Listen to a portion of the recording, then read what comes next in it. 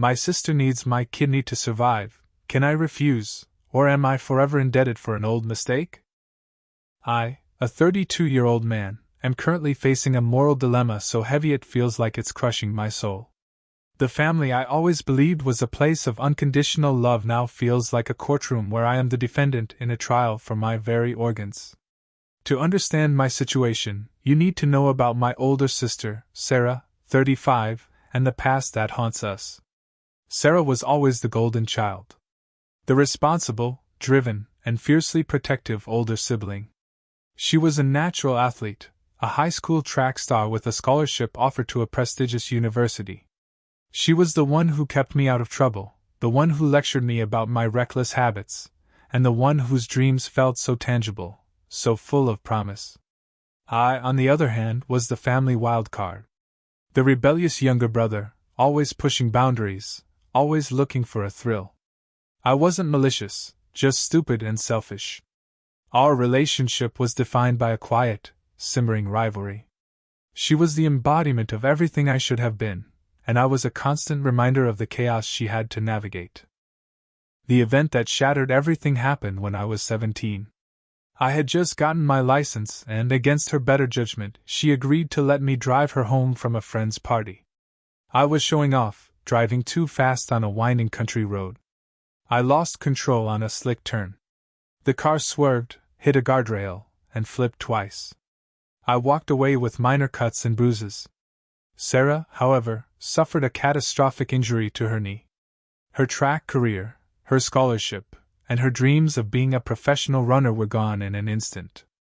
The doctors said it would never be the same. The accident didn't just break her knee, it broke our family. My parents, while relieved I was alive, never looked at me the same way. The air was thick with unspoken blame.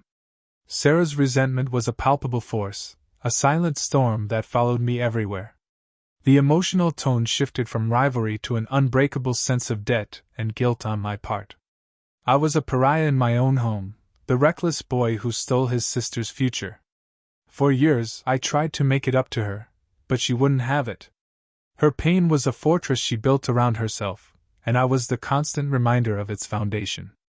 Now, all these years later, our distant and polite relationship, maintained only for the sake of our parents, is about to be thrown into a crucible of agonizing choices, as her very life now depends on a part of me. The past, which I so desperately wanted to bury, has returned with a vengeance. The slow, insidious build-up to this catastrophe has been a relentless, crushing pressure on me for the past decade. It began shortly after Sarah's diagnosis with a rare, degenerative kidney disease. Her doctors had told her that a kidney transplant was the only way she could live a long and healthy life. My parents and I, living in different states, would receive sporadic and vague updates from her husband, Tom. "Sarah's feeling a little tired," or "her numbers are a little off this month," he would say, his voice strained and quiet. I suspected something was terribly wrong, but her walls were up, and I knew better than to ask. Over the last 5 years, however, the facade of normalcy began to crack. Her posts on social media became less frequent. The occasional pictures I would see from family gatherings showed her looking frail, her eyes yellowed, and her smile thin and forced. She moved slower, and her once fiery spirit seemed to have been replaced with a quiet, defeated sadness. I would send her occasional texts, a silent olive branch, but they were always met with polite, one-word responses. The emotional distance that had been established after the accident now felt like an unbreachable chasm, filled with my unspoken guilt and her simmering resentment. The red flags started appearing 6 months ago. The family group chat, usually reserved for mundane updates and birthday wishes, was suddenly filled with urgent messages about finding a donor. The doctors had told them a living donor was the best option, and a biological match was ideal. Our parents, who had always been so careful not to choose sides in our silent war, began making veiled, anxious calls to me. "Have you gotten your blood work done, dear?" Just as a precaution, my mother would ask, her voice heavy with unspoken meaning. "It's important that we all do our part for Sarah," my father would add, his tone a quiet echo of the same disappointment I'd heard my entire life. Tom, Sarah's husband, even sent me a long, overly polite text mentioning the importance of family unity during this difficult time. I knew what they were doing. I knew my name, the family wildcard, was at the top of their list. I felt my stomach clench, my body screaming a silent protest. I felt my body being objectified, being seen as a tool, a means to an end. It was as if our family was not a collection of individuals with feelings and fears, but a team, with me as a resource to be tapped for the greater good. The subtle betrayals were everywhere. No one was asking me how I felt. They were simply assuming my answer. The pressure mounted, becoming a suffocating weight that made it hard to breathe. I felt trapped in a life-or-death decision that was not my own, haunted by the ghost of a past I thought I had long since atoned for. The fear of being seen as a monster for refusing to donate, coupled with my deep-seated resentment for being expected to, created a constant, low-grade terror. The powder keg finally detonated last night. I was confirmed as a perfect match. I knew it was coming, but the confirmation still hit me like a physical blow. The family, including Sarah, Tom, and my parents, all gathered at my place for what I was told would be a family dinner. The atmosphere was tense and strained. No one mentioned the test results at first, just polite chatter about the weather and my work. I felt a knot tighten in my stomach, the silence a deafening roar in my ears. After dinner, Tom, in his usual overly polite manner, cleared his throat. "Well, we have some incredible news to share. We just got the results back from the donor tests. Liam is a perfect match." He said it with a smile, as if he was revealing the gender of a baby. Everyone looked at me, a silent expectation in their eyes. They were expecting me to smile, to be overjoyed, to simply say, "Yes." But I couldn't. "I'm not doing it," I said, my voice barely above a whisper, but it cut through the silence like glass. Everyone's faces went pale. My mother, her eyes wide with shock, whispered, "Liam, honey, what are you saying?" I looked at Sarah, who was staring at me with a pained, accusatory look. "I said I'm not doing it," I repeated, my voice now strong and trembling with a mix of fear and conviction. "You want me to give you a piece of my body, a piece of myself? After you spent 15 years blaming me for taking a piece of your life? All this time, you've hated me, you've resented me, you've made me feel like a monster for a mistake I made as a kid. You've never once let me apologize, never once let me try to make it right. You want my body, but you don't want me. You want my kidney, but you don't want my love. This is not how you ask for a favor. This is not how you ask for a second chance. This is not how you ask for a second life." The dam finally broke. Sarah, her face etched with years of pain and bitterness, stood up, her body shaking. "Favor?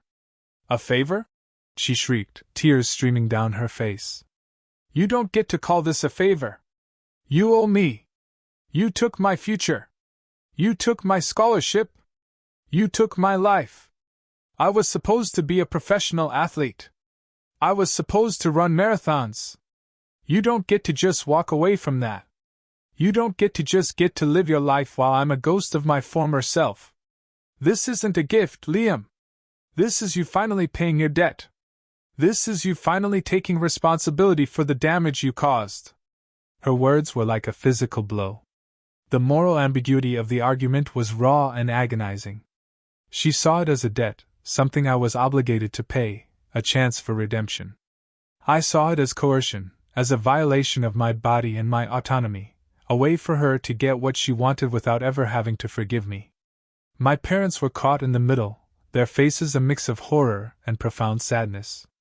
Tom, ever the peacemaker, tried to step in, but I stormed out, leaving them all in the wreckage of a family that had finally come undone.